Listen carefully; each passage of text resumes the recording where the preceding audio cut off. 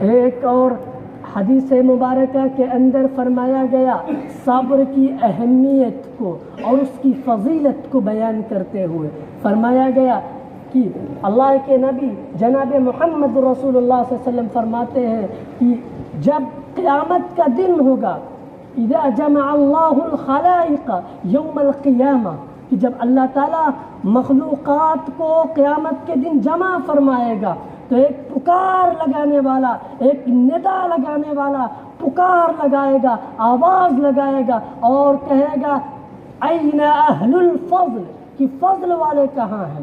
تو اس وقت چند لوگ کھڑے ہوں گے، چند لوگوں کی ٹکڑی اور جماعت کھڑی ہوگی، وہ تھوڑے لوگ ہوں گے اور جنت کی طرف تیزی سے دوڑ لگا رہے ہوں گے۔ پھر ان کی ملاقات ہوگی فرشتوں سے، فرشتے ان سے پوچھیں گے کہ تم کون لوگ ہو، جنت کی طرف اتنی تیزی سے دوڑے ہوئے جا رہے ہو؟ وہ کہیں گے کہ ہم فضل والے ہیں۔ فرشتے سوال کریں گے وَمَا فَضْلُكُمْ، کہ تمہارا فضل کیا ہے، کیا سبب ہے کہ تم جنت کی طرف اتنی تیزی سے دوڑتے ہوئے جا رہے ہو؟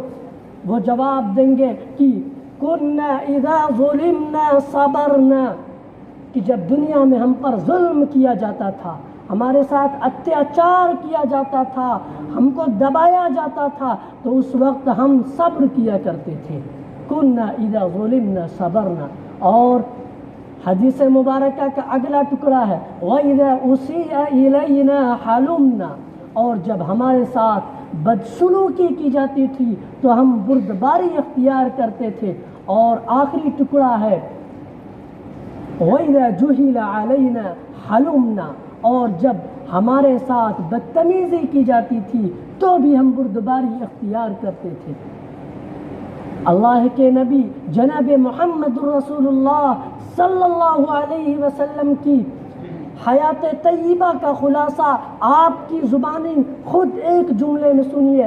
آپ فرماتے ہیں اوذیت فی اللہ ما لم یوذى احد، کہ اللہ کے راستے میں اتنا مجھے ستایا گیا کہ اتنا کسی اور کو نہیں ستایا گیا۔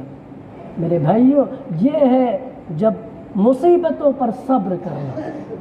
اور حدیث مبارکہ کے اگلے ٹکڑے کے اندر فرمایا گیا کہ پھر دوبارہ صدا لگائی جائے گی این اہل الصبر، کہ صبر کرنے والے کہاں ہیں، صبر کرنے والے کہاں ہیں؟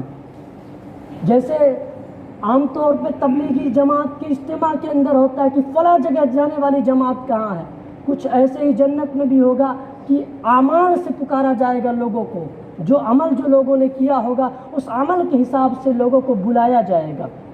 تو کہا جائے گا کہ صبر کرنے والے کہاں ہیں؟ تو اس وقت چند لوگ کھڑے ہوں گے اور وہ جنت کی طرف تیزی سے دوڑ رہے ہوں گے۔ پھر وہ فرشتوں سے ملاقات کریں گے، فرشتے ان سے سوال کریں گے کہ تم کون لوگ ہو، اتنی تیزی سے جنت کی طرف دوڑتا ہوا ہم تمہیں دیکھ رہے ہیں۔ وہ کہیں گے کہ ہم صبر کرنے والے ہیں، ہم صبر کرنے والے ہیں۔ فرشتے سوال کریں گے وَمَا صَبْرُكُمْ، کہ تمہارا صبر کیا ہے؟ وہ جواب دیں گے كُنَّا نَصْبِرُ عَلَىٰ طَاعَةِ اللَّهِ وَعَنْ مَعَاصِ اللَّهِ، کہ ہم اللہ کی طاعت پر، اللہ کی بندگی پر جمتے تھے اور اللہ کی نافرمانیوں سے رکتے تھے، باز رہتے تھے۔ اللہ کے نبی جناب محمد رسول اللہ صلی اللہ علیہ وسلم نے بنو اسرائیل کا ایک واقعہ بیان کیا۔ اسی واقعے کو بیان کر کے میں اپنی بات ختم کرتا ہوں۔ آپ نے بیان کیا کہ بنو اسرائیل کے 3 لوگ تھے اور وہ سفر کر رہے تھے۔ سفر میں وہ لوگ سفر کر رہے تھے تو راستے میں بارش آ جاتی ہے، پتھریلی زمین ہے، پتھریلا علاقہ ہے، وہاں پر غار اور کھوہ ہوا کرتے تھے پہلے زمانے میں، پتھریلی زمینوں میں۔ تو بارش آ گئی اور آندھی بھی آ گئی تو وہ لوگ ایک غار کے اندر گھس گئے۔ اب آندھی کے سبب سے ایک چٹان لڑکی اور غار کا منہ بند ہو گیا۔ جس کے بنا پہ وہ لوگ موت کو اپنے آنکھوں کے سامنے دیکھ رہے تھے اور اب ان کے بچنے کا کوئی راستہ اور کوئی طریقہ نہیں بچا تھا، تو اس وقت وہ لوگ اپنے اعمال کا واسطہ، اپنے اعمال کا وسیلہ دے کے اللہ سے دعا کرتے ہیں۔ وہ تینوں افراد، ان میں سے پہلا شخص وہ ہوتا ہے جس نے چند مزدوروں کو، چند ورکرز کو نوکری پر رکھا ہوتا ہے، کام کے لیے رکھا ہوتا ہے۔ ان میں سے ایک ورکر، ایک نوکر ایسا ہوتا ہے جو چلا جاتا ہے اور مزدوری نہیں لیتا ہے۔ یہ آدمی اس کی مزدوری کو بزنس میں لگاتا ہے، تجارت میں لگاتا ہے، اور اس سے جو اس کی تجارت بڑھتی ہے، جو مویشی ہوتے ہیں، جو گائے بیل بھینس ہوتے ہیں، یہ اس کو اپنے استعمال میں نہیں لاتا ہے، اس کو اپنے پاس رکھتا ہے۔ پھر بہت دنوں کے بعد جب وہ آدمی اس آدمی کے پاس اپنی مزدوری لینے کے لیے آتا ہے، وہ نا امید ہوتا ہے کہ پتہ نہیں فلاں شخص میری مزدوری دے گا یا ٹال دے گا، تو ایسے وقت میں وہ شخص اس کی مزدوری کو دے دیتا ہے، اور صرف مزدوری نہیں دیتا بلکہ یہ جو گائے بیل بھینس جو اس کے پیسے سے تجارت کرنے کی بنا پہ بڑھے تھے، وہ سب بھی اس کو دے دیتا ہے۔ اور جب یہ گار میں پھنستا ہے تو پھر اپنے اس عمل سے کہ جو میں نے وہ تجارت کر کے وہ سارے مال روپے پیسے اس کو دیے تھے، اگر میں نے یا اللہ تیری رضا کے لیے، تیری خوشنودی کے لیے کیا تھا یہ سارا عمل، یہ سارا کام، تو اس چٹان کو تو ہم سے کھول دے، کھسکا دے۔ چٹان کھسک جاتی ہے۔ دوسرا آدمی وہ ہوتا ہے جو اپنے مویشیوں کو چراتے ہوئے بہت دور جنگلات میں نکل جاتا ہے۔ اس کے بوڑھے ماں باپ ہوتے ہیں، بوڑھے والدین ہوتے ہیں، اور اس کے بیوی بچے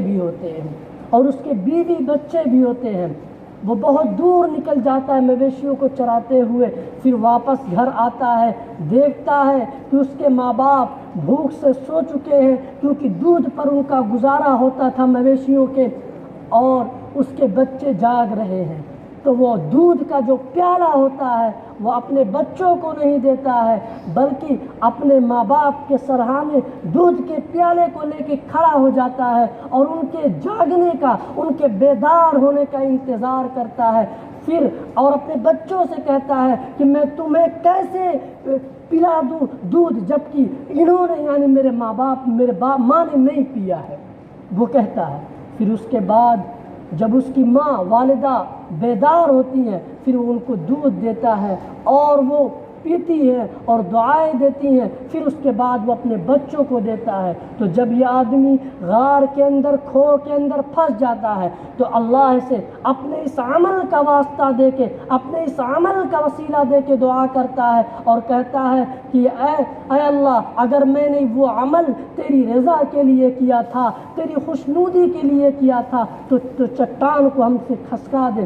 پھر چٹان تھوڑی سی اور کھسک جاتی ہے۔ پھر ایک تیسرا شخص ہوتا ہے جس نے ایک لڑکی کو بدکاری کے لیے تیار کیا ہوتا ہے، پھر جب اس سے اپنی ضرورت پوری کرنے کا وقت آتا ہے تو وہ لڑکی کانپنے لگتی ہے اور وہ کہتی ہے کہ میں کوئی فاحشہ عورت نہیں ہوں، بلکہ میں صرف یہ کام اس لیے کرنے کے لیے تیار ہوئی ہوں کہ میرے پاس کھانے کے لیے کچھ نہیں ہے۔ میرے بھائیوں، اس وقت اس کے دل کے اندر اللہ کا ڈر پیدا ہوتا ہے، اللہ کا خوف پیدا ہوتا ہے۔ اسی کو کہتے ہیں صبر عن معاصی اللہ، اللہ کی معصیت سے، اللہ کی نافرمانی کرنے سے باز رہنا۔ پھر وہ نافرمانی کرنے سے باز رہتا ہے۔ وہ شخص بھی غار کے اندر، کھوہ کے اندر اپنے اس عمل کا اپنے وسیلہ دے کے، واسطہ دے کے اللہ سے دعا کرتا ہے کہ اے اللہ، اگر میں نے یہ عمل تیری خوشنودی کے لیے کیا تھا، تیری رضا کے لیے میں زنا سے باز رہا تھا، تو آج اس چٹان کو تو ہم سے ہٹا دے۔ وہ چٹان ہٹ جاتی ہے اور تینوں لوگ سلامتی کے ساتھ، امن کے ساتھ، حفاظت کے ساتھ غار سے باہر نکلتے ہیں۔ میرے بھائیوں، یہ گناہوں سے باز رہنے کے ثمرات اور نتائج ہے۔ بس دعا کیجئے کہ اللہ تعالی ہم سب کو کہنے سننے سے زیادہ عمل کرنے کی توفیق نصیب فرمائے۔ ہر خیر، ہر سعادت